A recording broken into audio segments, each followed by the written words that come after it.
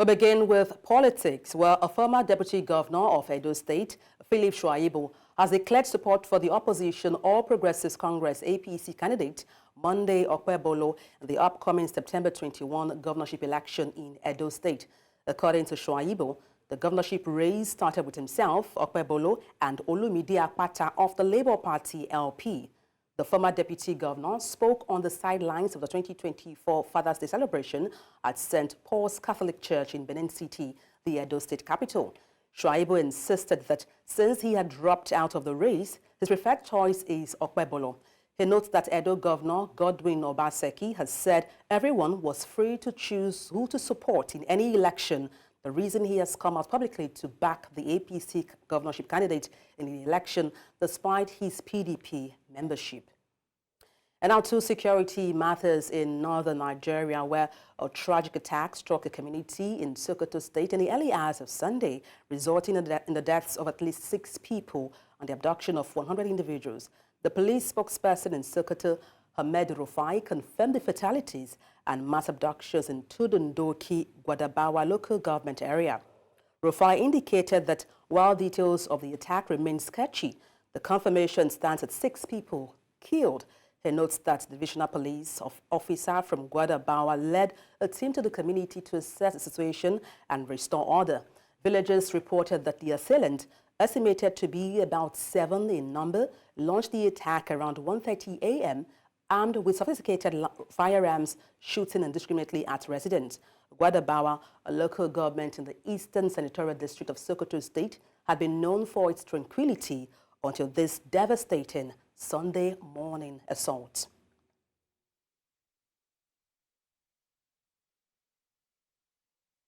When I head back to Edo State, where the former presidential candidate of the Labour Party, Peter Obi, has flagged off the party's governorship campaign ahead of the September governorship elections in Benin City, the Edo State capital. Obi, who was received by a mammoth crowd of Labour Party supporters, urged residents of the state to vote for change and a government that will be attendant to the needs of the people. Our correspondent, Amadine Oye, tells us more. The former Labour Party presidential candidate, Peter Obi, was received by a mammoth crowd of party supporters in Benin City. Obi urged party faithful and residents of the state to vote for change as the Labour Party begins mobilization for the September governorship poll.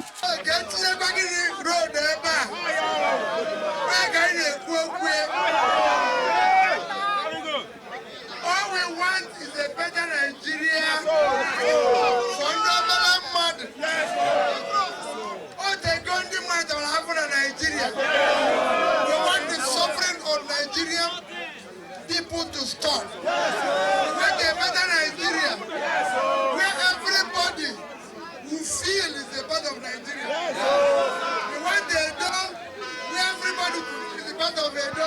From there, he led a team with the state governorship candidate to the palace of the revered Benin monarch to seek his blessings.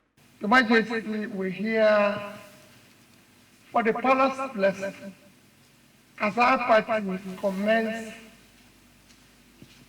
our campaign for the election of the governorship of Edo State.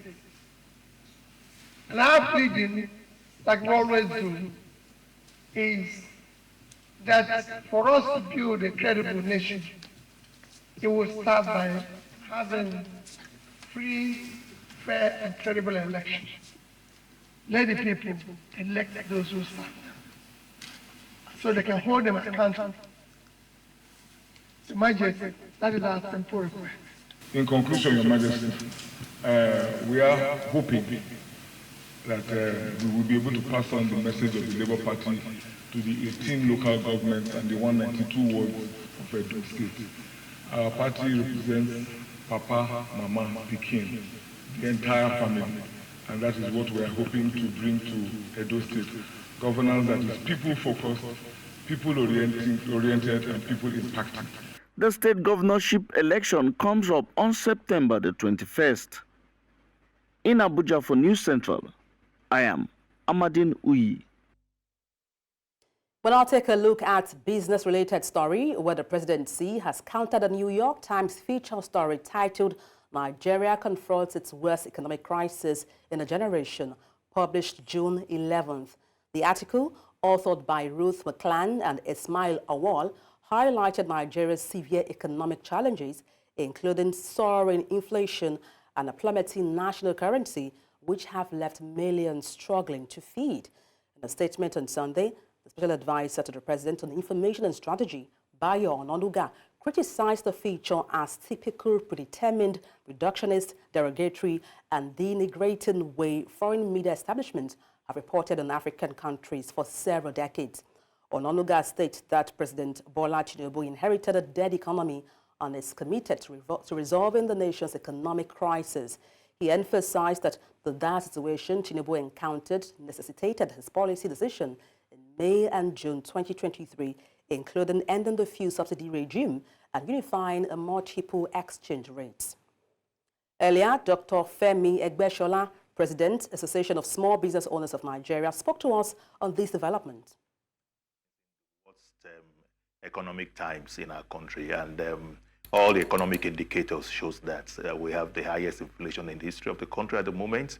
We have our naira falling day by day. Thank God it has been arrested for some months now, but it's at the lowest ebb in the history of Nigeria. We have tariffs going up every day. We have the issue of even our infrastructure going from bad to worse. We have the issue of insecurity in the land. We have food prices going up beyond the ability of a common man on the street to afford. We have myriads of economic challenges that we are facing here in Nigeria today, and that is not good for us as a country. Current president was campaigning. He has already gotten to know the current state of the economy as at then, and one of his campaign promises was to rejig the economy.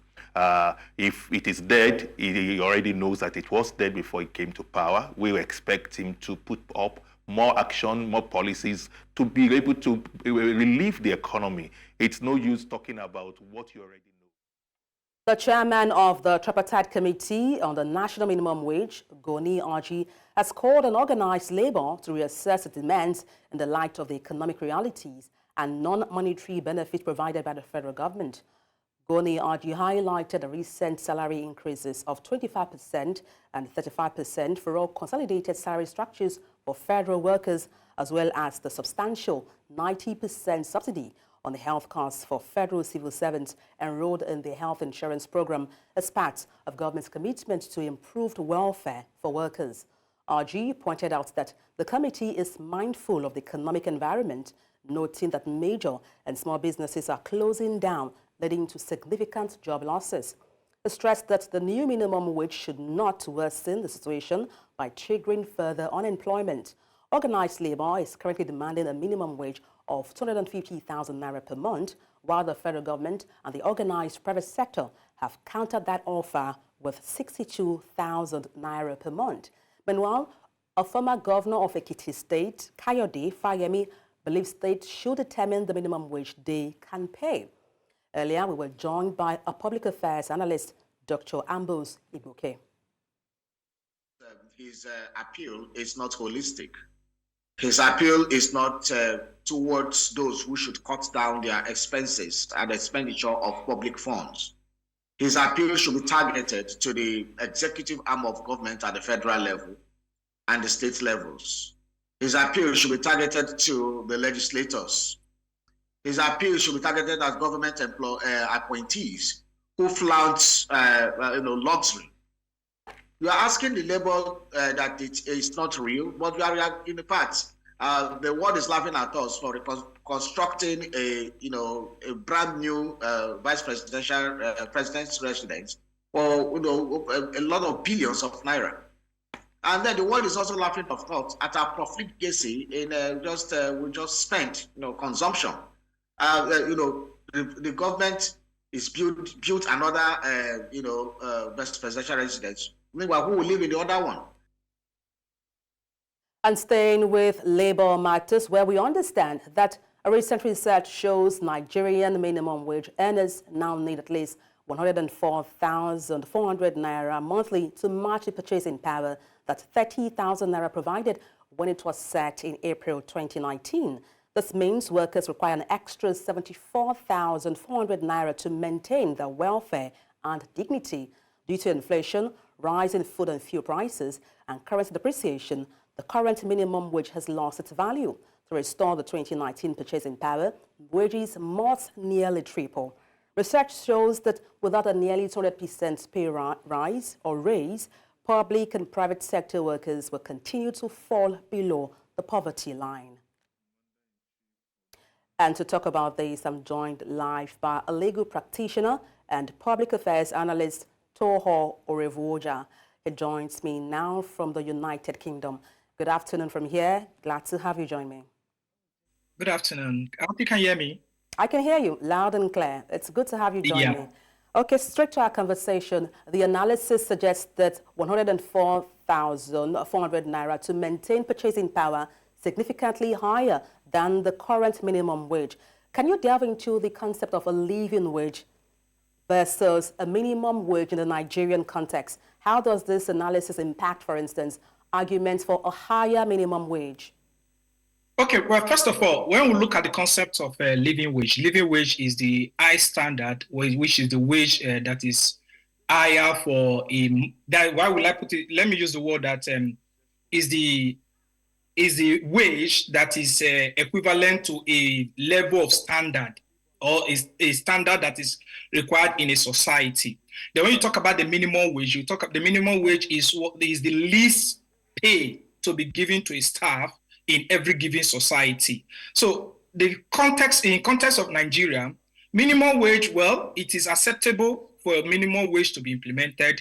The other thing again is that when you talk about the living wage, it varies from state to state. You cannot compare the standard of living in Kano State, for instance, to the one of Zamfara State, or the standard of living in Port Harcourt to Lagos State. So that is where the living wage comes into play. But minimum wage is something that is generally acceptable, that basically that every areas can adjust to that particular wage for a standard of life, but not at the average that living wage can give in a developed society. Now, talking about every spectrum, let me bring in another dimension. The story mentions both public and private sector workers. Do we expect the impact of minimum wage inadequacies to be found equally now across both sectors, the private and the public?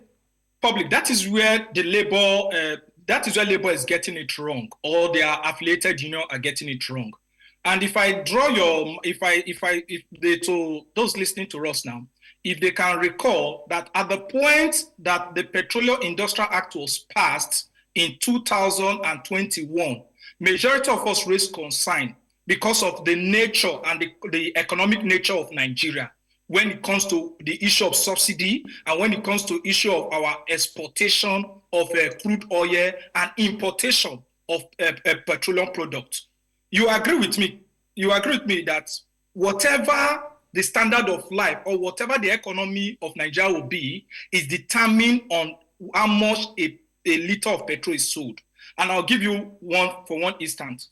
There is nothing that happens in Nigeria that does not require individual undertaking the transportation of that commodity. That does not require individual providing for the electricity of that commodity to be preserved and every other stuff.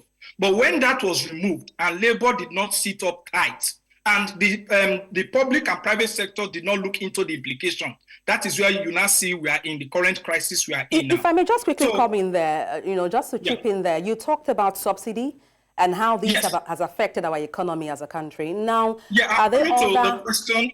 Okay, go ahead. Okay, just to give more credence. Foundation to the question you asked. Now, when you look into this particular issue now, you now discover that no matter what labor is demanding, the private sector is there. And the percentage of labor or the percentage of members of the Nigeria Labour Congress and TUC is just about approximately 8% to the labor force in Nigeria. And if we continue to request for this amount of money pushed by labor, and even the one proposed by the federal government, remember, Federal government is also proposing, but let's not forget that some states to date are still paying the minimum wage as accrued in 2011. They've not even implemented one of 2019. So if you are bringing this again, it will result to another crisis, economic crisis, inflation, and even loss of jobs in both sectors. Now, talking about economic crisis, just to build on what you mentioned earlier on, you talked about subsidy and how that has affected our economy as a country. Now, are there other economic policies, for instance, or even social safety nets that could be considered to address the challenges we're facing and also challenges faced by low-wage earners in Nigeria? Okay, one of the major issue, one of the policy which I believe that would have resolved our problem or this economic crisis now is the fixing of stable electric power supply. I'll tell you, if there is if Nigeria can produce 22 hours electricity, majority of our economic problem will be resolved. Because of one, there will be a boom in the manufacturing sector. Because most of all these manufacturing companies that are closing down is as a result of the high cost of what? Running the power in production. Do you understand? Then two, we'll look at the transport system. Yes, insecurity is one problem because people who are into farming can no longer go to their farm. But those who have the capacity to protect their environment find it difficult to transport their goods.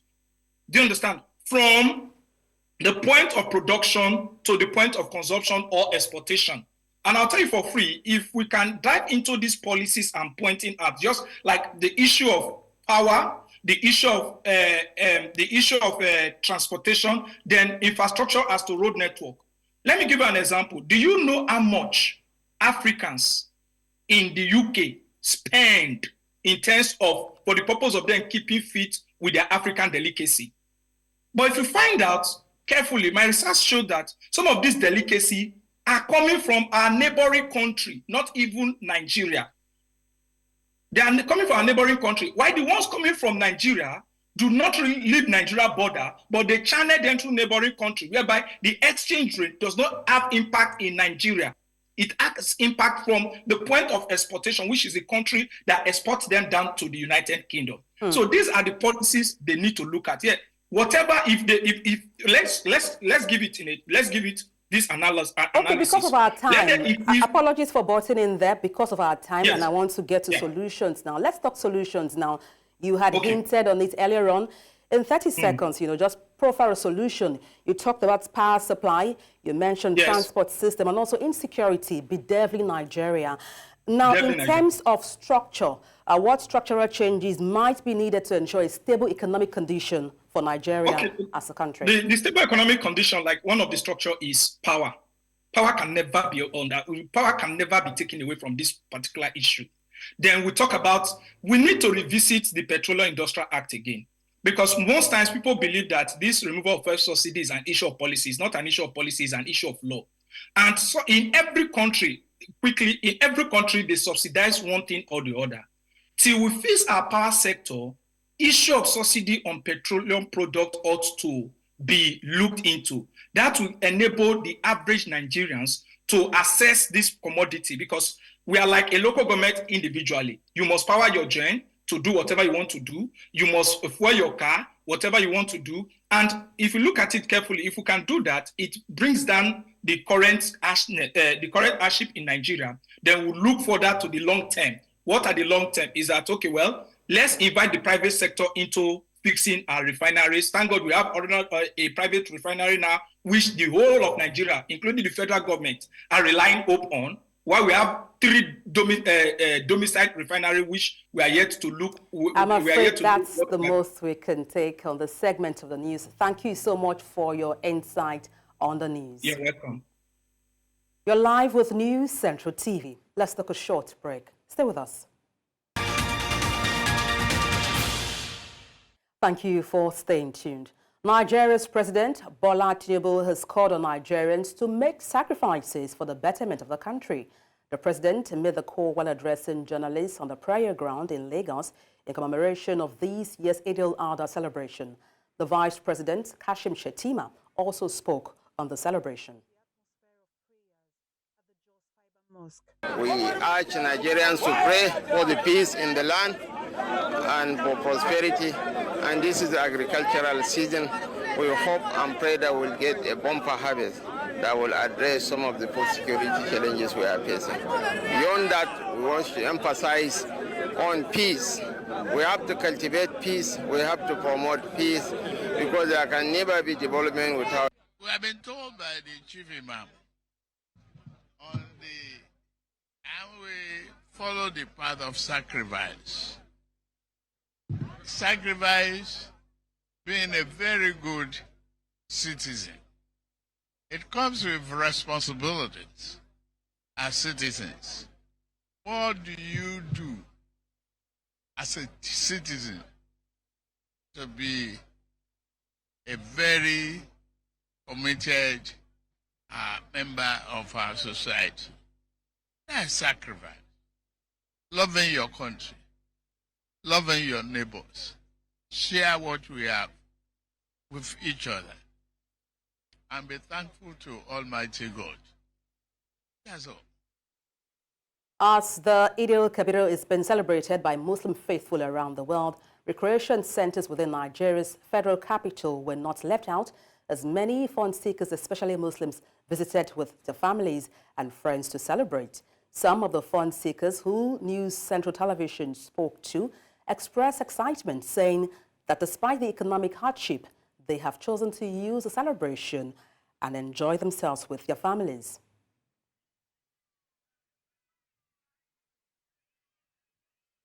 Our correspondent Idong Joseph is at a recreation center and now joins me to give a feel of the celebration.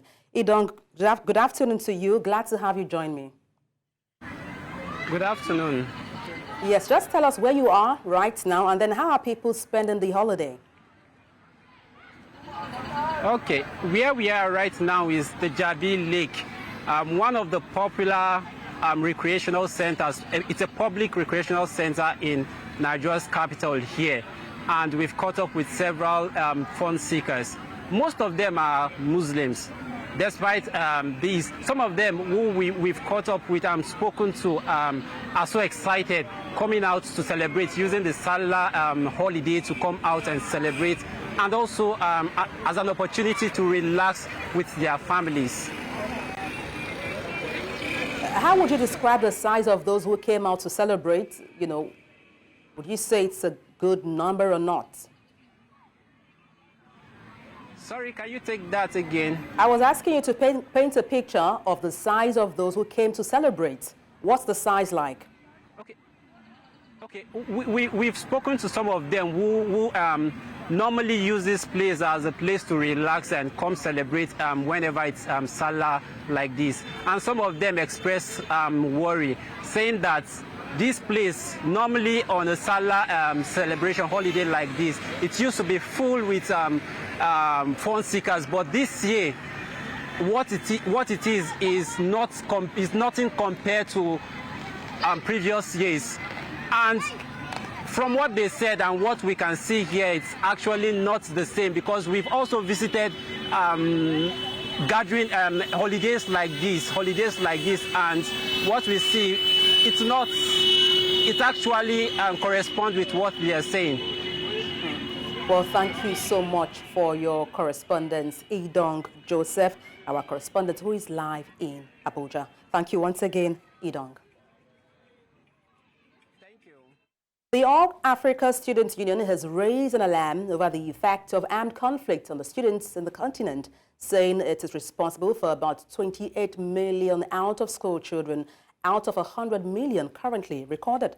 The president of the Student Union, while speaking to newsmen in Abuja, says that this puts in danger efforts aimed at achieving the implementation of the African Union Agenda 2063, which strives to attain economic progress for the continent.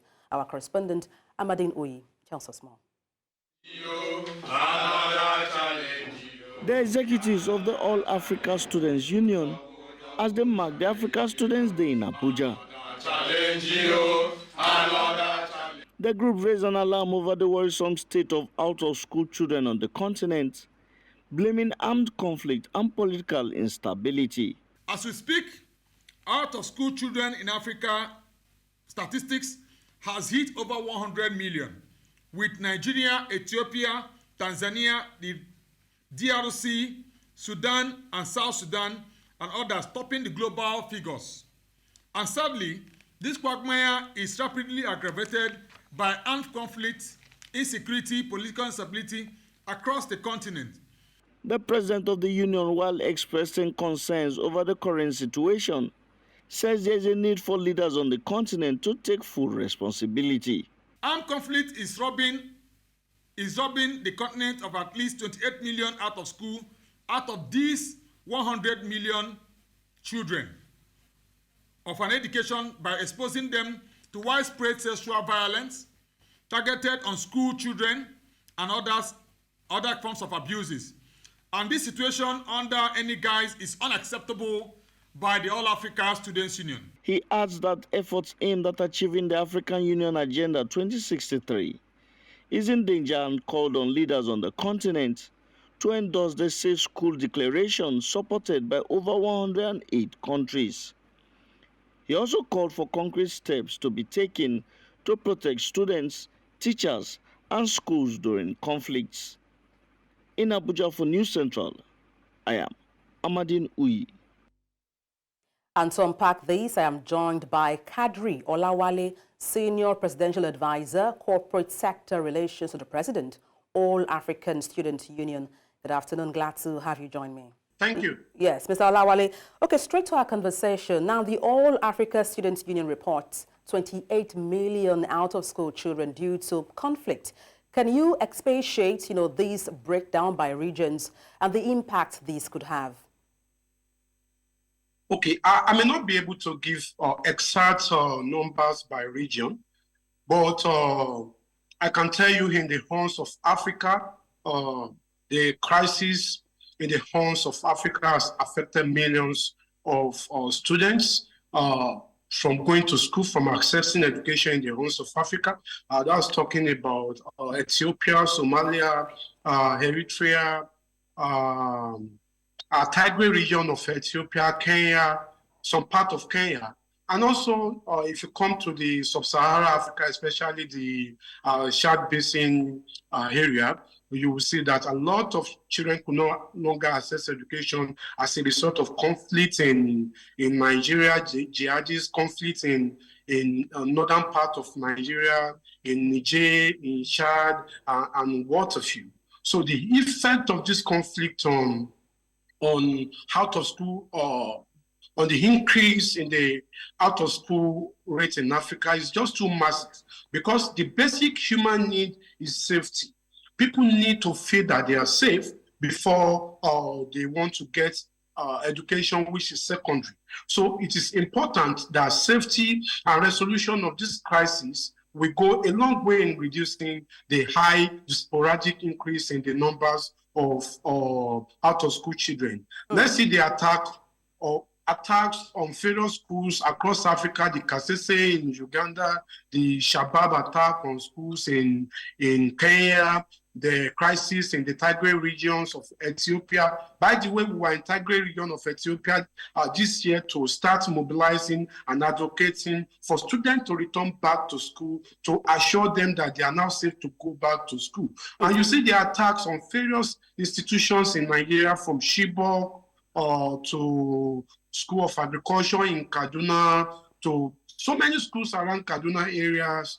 These are crises that needed to be resolved. Mr. Olawale, if I may, people feel safe when they go to school. If I may, Mr. Olawale, you talked about countries like Ethiopia, Eritrea, and Tigray. Let's go back to these reports. The report highlights the danger to the African Union's agenda for the year 2063. How can we estimate the long-term economic and even social costs caused by these disruptions to education due to armed conflicts? You see, a country progresses based on the numbers of human resources available to it. And as we have it today, school is an important process in training the human resources every country and the continent of Africa needs.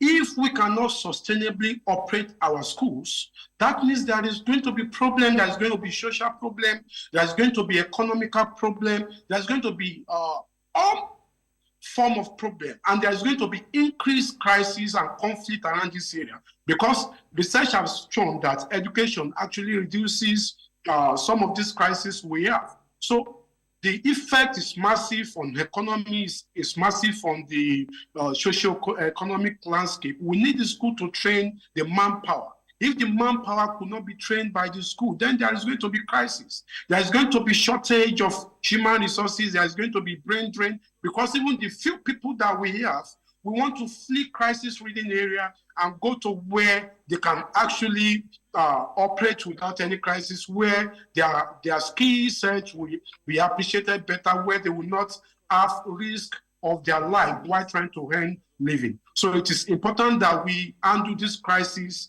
this conflict around Africa, especially the Horn of Africa is very important to the development of this continent. Is close to the Red Sea. We need peace around the Horn of Africa to ensure that Africa continue to enjoy development and progress. And indeed, we hope this is nipped in the bud to ensure Africa as a continent is a safe place to be in, and also in terms of education for everyone on the African continent. But thank you so much for your time on the news. Kadri Olawale, Senior President, All African Student Unions.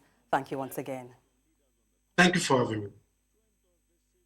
The Lagos State government has activated its Public Health Emergency Operations Center at Mainland Hospital, Yaba, following a cholera outbreak. And this is at the United Nations Children's Fund, UNICEF, called on the state government to urgently provide high-standard water and sanitation facilities to communities to help curb the disease. In a statement released on Sunday on the government's website, PHEOC was convened to address the rising number of severe gastroenteritis cases across multiple local government areas in Lagos State. The Lagos State Ministry of Health confirmed on Saturday that there are 350 suspected cholera cases in 29 wards across various local government areas, with 17 confirmed cases and 15 deaths. Our correspondent Bernard Akede earlier spoke to us on these developments. We'll bring you that report in the course of the news bulletin. But now let's take a short break. You're live with News Central TV. Stay with us. Thank you for staying tuned. When I head to South Africa, where the Mkoto Wesizwe MK party is set to fight for justice. The party is accusing the South African Electoral Commission and the Constitutional Court of ignoring evidence it provided to support the party's claims that last month's elections were rigged.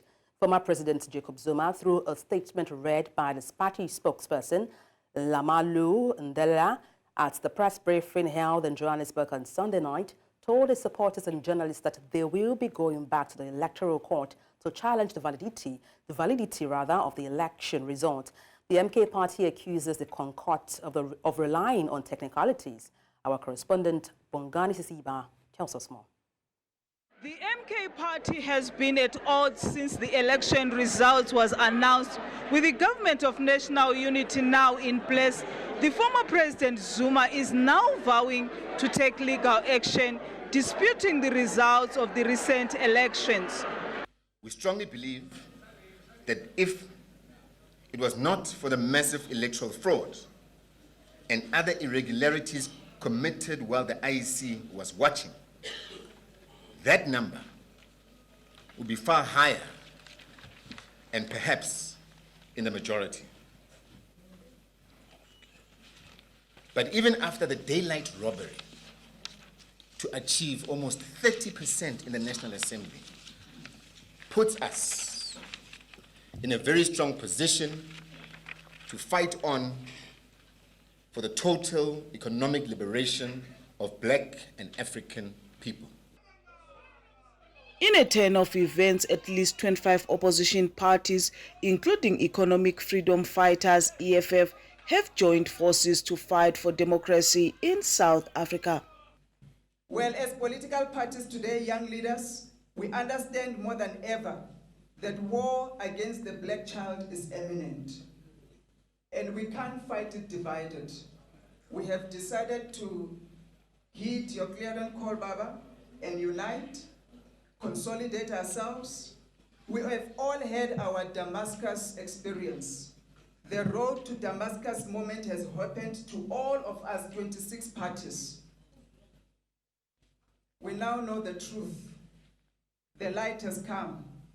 We are now beginning to speak in one voice. What we should have done before the 29th of May, we are doing it now. Former President Jacob Zuma also questioned journalists about why they have failed to report objectively and also failed to correct the misuse of the name Government of National Unity. The media is the first to point at the wrong things and point very seriously. Why were you guys so silent?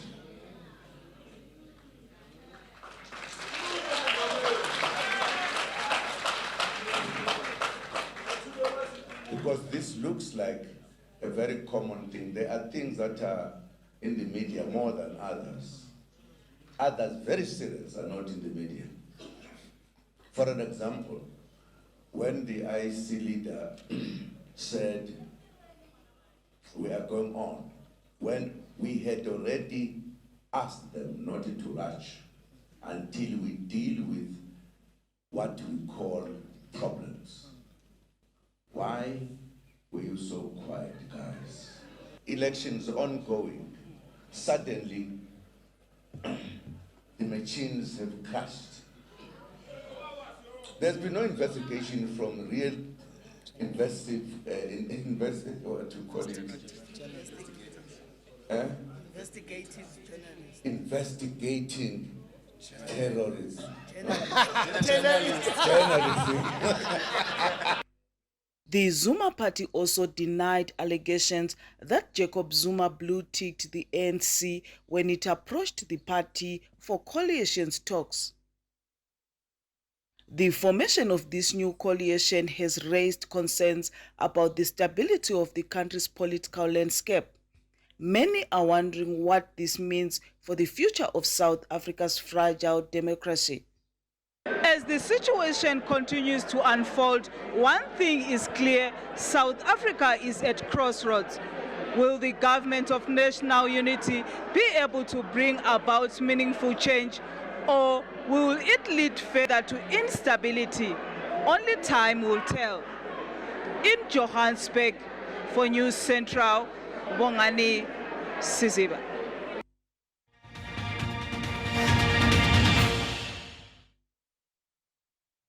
The mass exit of multinationals from the Nigerian economy has cost the country a 94 trillion naira loss of output in 5 years, according to an economist and former director of research and advocacy at the Lagos Chamber of Commerce and Industry in Nigeria, Dr. Vincent Nwani.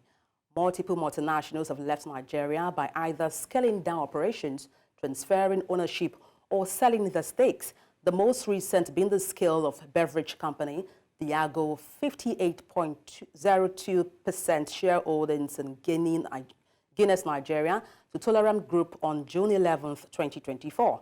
Nwani said he arrived at his data by considering the valuation of multinationals and by calculating their value addition by 5 to 10 times. The economist explained that he checked the contribution of all multinationals leaving the Nigerian economy by analyzing how many Nigerians such multinationals employed, the salary they paid their workers, and their turnover.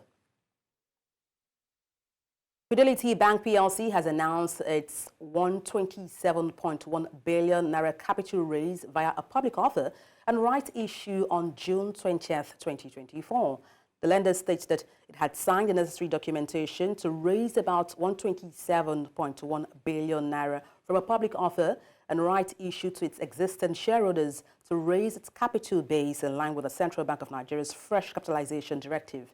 The bank is eyeing 97.5 billion naira in fresh funds from its public offer and 29.6 billion naira from its rights issue, which offers existing shareholders 1 new ordinary share for every 10 ordinary shares held as of January 5th, 2024 at 9 naira 25 kobo per share. On March 20th, the Central Bank of Nigeria mandated commercial lenders in the country to shore up their capital base within the next 24 months to prepare them for a $1 trillion economy, which the government is targeting.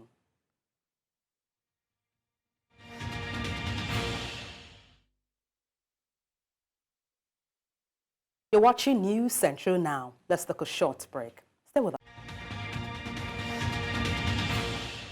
Thank you for staying with us. Former middleweight champion Israel Adesanya took to social media to announce he will face current champion ruthless in the pay-per-view's main event. UFC 305 is scheduled to take place in Perth, Australia on August 17th. Adesanya has not fought since losing the middleweight title to Sean Strickland at UFC 293 in September 2023. The event was also held in Australia. Duplessis took the title from Strickland via a split decision at UFC 297 in January of 2024. The fight was awarded Fight of the Night and was Duplessis' 9th straight victory. The Italian Serie A club Lazio has concluded arrangements to complete a move for Nigeria Super Eagles midfielder Fisayo Dele Bashiru, despite the poor performance of his former club Hatayspor in the just concluded season. Dele Bashiru was able to distinguish himself. The Rome-based side has agreed to pay €7 million to the Turkish Super League club for his signature. Hatayspor has given Dele Bashiru the green light to leave, and medical is next to be concluded. Lazio is prepared to unveil him before the end of the week. Moving on to another news item, which is in sport. English Premier club Chelsea has given Nigerian eligible player Tariq George a contract extension. George signed for the Blues in 2014 when he was 8 years old, and he has progressed through the rank of the club academy. Chelsea announced on Monday afternoon that George's contract has been extended until 2027. He made 26 appearances for the under-21, 3 of which is in the Premier League 2 playoff, while 21 outings came with the under-18, who ended the campaign as Premier League South champions. George has represented England at the youth level, but is eligible to play for Nigeria as is qualified through his parents. And that's all on this. But before we go, let's take a look again at some of the major stories. 6 killed, scores abducted in Sokoto Salah Day attack. Lagos opens emergency center as Rivers Ekiti activates surveillance for cholera. South Africa Opposition Alliance calls for peace protest. Send your eyewitness report to the WhatsApp number on the screen and follow us on social media. We are at News Central TV. You can watch us live on DSTV channel 422, Star Times channel 274, Avo TV, and YouTube. Many thanks for watching. I am Adebola Adeduba.